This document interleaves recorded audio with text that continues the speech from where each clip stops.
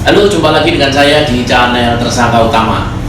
Kali ini saya akan mencoba mereview tentang sepatu Nike Alpha Fly yang ketiga.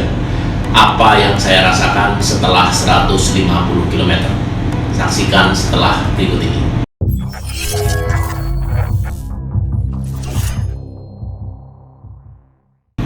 Ya, setelah sekian lama saya tidak membuat video, ada yang DM supaya minta review sepatu Nike Alpha Fly yang ketiga. Oleh sebab itu saya bikin video ini. Jadi Nike Alpha Fly yang ketiga, saya sebenarnya nggak terlalu cocok dengan Nike Alpha Fly sejujurnya. Jadi Nike Alpha Fly yang pertama saya nggak cocok karena lutut sakit dan sebagainya. Nike Alpha Fly yang kedua saya merasa ini sepatu terlalu keras sekali. Saat saya mencoba Nike Alpha Fly yang ketiga, wow, saya merasakan hal yang berbeda. Ini merupakan terobosan di sepatu lari race shoes begitu ya, yang luar biasa dari Nike. Saat saya memakai sepatu Nike Alpha Fly yang ketiga, saya sama sekali tidak membutuhkan penyesuaian di sepatu ini. Jadi aman-aman saja dan sangat jauh dari kata blister begitu. Satu hal lagi, jika engkau mau membeli Nike Alpha Fly yang ketiga, pastikan tidak oversize, karena menurut saya Nike Alpha Fly yang ketiga ini kita nggak perlu oversize, apalagi sampai di atas 1 cm, itu terlalu lebar.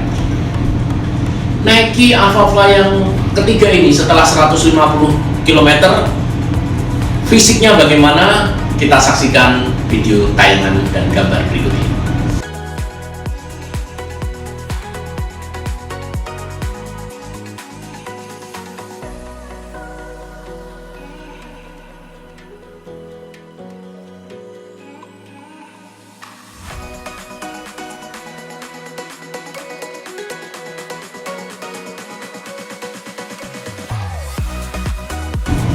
Benar-benar sepatu race shoes yang sangat mengagumkan, Nike Alpha Fly yang ketiga ini.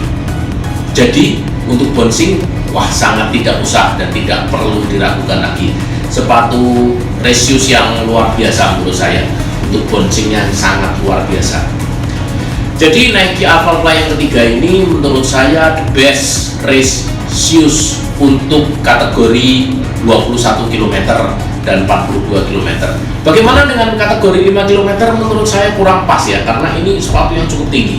Tapi kalau engkau ingin memakainya di kategori 5 km, 10 km nggak ada yang salah, dan itu nggak berdosa juga sih menurut saya. Mau dipakai 5 kilo, 10 kilo, fine-fine aja. Kita yang beli, kita yang pakai. Pendapat orang lain nggak terlalu kita pedulikan tentunya. Betul nggak? Nike Alpha Fly yang ketiga, sekali lagi, ini sepatu yang sangat recommended saat engkau memakainya untuk race atau perlombaan gitu. Bagaimana jika untuk sehari-hari? Ya, namanya Nike, dipakai sehari-hari untuk carbon plate.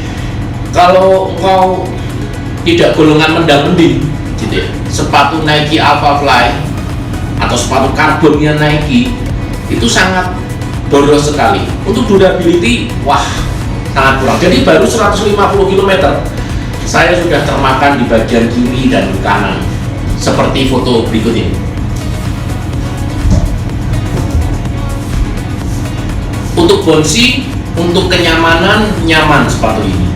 Tapi untuk durability, Nike memang jauh dibandingkan merek yang ada di samping kiri saya ini. Nanti suatu video akan segera tayang, kita akan bandingkan dengan ASICS Metaspeed Paris, apa bedanya untuk durability. Satu lagi tentang Nike Alpha Fly yang ketiga ini, pada saat video ini dibuat ya masih cukup susah untuk mendapatkan sepatu ini. Bisa sih di beberapa store Nike.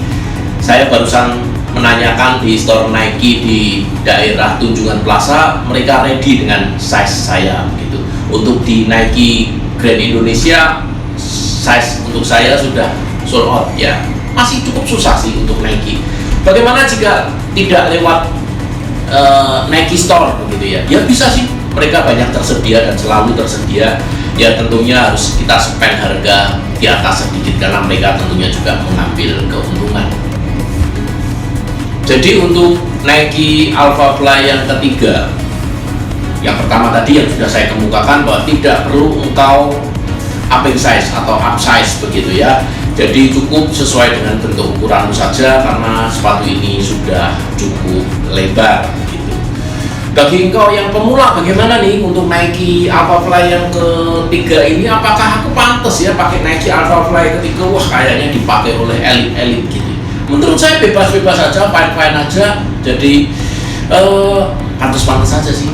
Banyak juga yang pace 8, pace 9 sepatu Nike Alphafly keren juga menurut saya. Nike Alphafly yang ketiga, bagaimana tanggapan saya pada saat dibuat speedrun gitu ya? Ya, ini sudah pernah saya buat untuk speedrun, interval, tempo begitu, saya sudah pernah pakai begitu ya. Untuk long run, seingat saya sudah pernah pakai sejauh 26 km dan ini sama sekali tidak menimbulkan blister. Dan yang pasti sepatu ini karena uppernya seperti ini, sepertinya bahannya masih seperti yang terdahulu, jadi sangat breathable gitu ya, nyaman sekali lah, tidak ada tidak ada rasa panas begitu ya, jadi keringat yang ada pun bisa mudah keluar. Nike Alphafly yang ketiga untuk dibuat speedrun, sekali lagi untuk dibuat tempo maupun interval ini sangat nyaman sekali. Cuman kalau untuk interval pendek di bawah 400 meter begitu, saran saya bagi kita pelari hore begitu ya, cukup hati-hati karena ini mempunyai ketinggian start yang cukup tinggi. Jadi untuk speed yang pendek sebaiknya kita lebih berhati-hati, kita perlu mengangkat paha kita yang pas begitu ya, jangan terlalu rendah, nantinya akan membuat kita apa ya, bahasa Jawanya apa ya, keselipet itu apa bahasa itu? Selimpet Ya itulah bahasa Indonesianya, kurang paham saya. Kalau dibuat temporan begitu ya, 2 km, 5 kilometeran, sangat-sangat nyaman sekali. Dibuat race ya, ini memang sepatu untuk race sekali lagi. Jadi kalau dikasih pilihan bagaimana tanggapan sepatu Nike Alphafly yang ketiga ini the best Nike Alphafly yang pernah dibuat oleh Nike dibandingkan Nike Alphafly yang kedua dan yang pertama, ini jauh di atas mereka gitu. Ini terobosan yang luar biasa. Sekali lagi maaf kata jika ada salah-salah. Sekali lagi ini review jujur, tidak ada indikasi mau menyudutkan atau merendahkan merek-merek tertentu, dan ini adalah sekali lagi review jujur karena hobi saya sebagai seorang pelari maraton. Dan salam sukses selalu.